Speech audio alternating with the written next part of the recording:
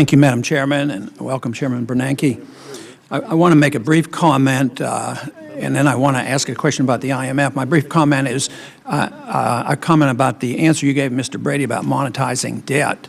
Because your balance sheet remains relatively stable with Treasury bills, it doesn't mean that the Fed can't monetize debt. You mentioned in your statement that you bought securities, mortgage-backed securities and agency debt, and that's over $1.3 trillion. Well, where did you get the money? You created this money. So you did monetize debt. That went into the banking system. The banking system can buy Treasury bills, and they can borrow money at 0%, and that's why they're making a lot of money right now, because they can buy other debt and make a little bit more. And it looks magic, except for the mortgage holder, or the people who are losing their mortgages and losing their houses right now. But one other quick question is the 1,000 examiners that you're training, are any of those new, or are these people already on the payroll? On the payroll, and they include both Federal Reserve and state examiners. Okay, because my comment there is probably 10,000 won't do much good, because it isn't a lack of examination if you don't deal with the problem, and the problem really comes from a monetary policy of low interest rates. As long as low interest rates rigs the market and gives bad information to the investor, all the examiners in the world can't compensate for this. And this whole idea that capital can come from a printing press rather than savings, I still have a terrible time trying to understand how an economy can thrive on that, because it rejects every notion of free market capitalism. But the question I have on the IMF is, this week the IMF has announced that they're going to open up that new arrangement to borrow or expand it. There's a commitment of $50 billion there now. It's going to go up to about 560. And it coincides, you know, with the crisis going on in Greece and Europe, and how they're going to be bailed out. The irony of this promise is that in the new arrangement, this increase, Greece is going to put $2.5 billion in there. I think that's only a fiat monetary system worldwide can come up and have Greece help bail out Greece, and be prepared to bail out even other countries. But we're going to go from 50 up, no, we're going from 10 up to 105. So that's $105 billion we're going to commit to bailing out the various countries of the world, and who knows what. But I think this does two things. I want to get your comments on this. One, why does it coincide with Greece? What are they anticipating? Why do they need $560 billion? Do we have a lot more trouble?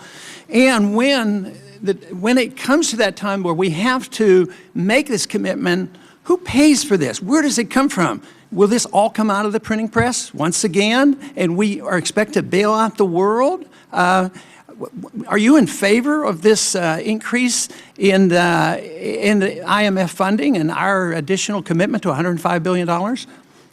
Well, the source of this was going back in the G20 meetings in the crisis, and I think one of the agreements that the G20 leaders came up with was sort of a mutual commitment to put more money into the IMF as a way of addressing the financial crisis around the world, and that's why it happened. The Federal Reserve wasn't involved in those meetings, so that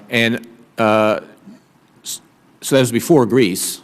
If money is put out to any country, it'll be done first of all with specific approval from the executive board, which includes, of course, the U.S. in a veto position, and with conditionality, that is, the country has to meet certain conditions. So it's the G20 leadership apparently has agreed that this is a way to provide credit to avoid fiscal or exchange rate crises in countries around the world. Yeah, but do you think this is a good idea? You agree with that we should make this commitment? I think in general that having the IMF available to try to avoid crises is a good idea, yes. Again, where will the money come from? This is our problem in this country. We're bankrupt too.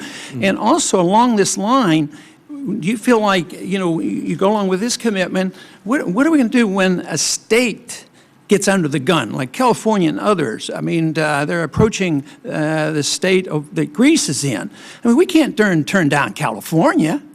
I mean, if we can bail out all these banks and they get off the hook, and now they're making billions, and their executive officers are cleaning up, do you think we would ever turn down California or any other state that gets in the same situation? Well, that's Congress's decision. If you Well, you bailed out a lot of people from the IMF. You know, you have the capability of buying up some debt and doing all these kind of things. We can't even audit you to find out what you do. So you can do anything you want. You can create as much money as you want. So you can see any transaction or loan we make. We're happy to provide that information to you. And we're not involved with lending to the IMF. The IMF is a separate institution which has American executives, part of the executive board. Where would the money come from? It would come. It's a loan, but it would come from the U.S. Eventually, government. we would create out of thin air. Well, it's a loan. Because we don't have if any it's not paid back, then we would take our share of the loss. I yield back. Okay, thank you.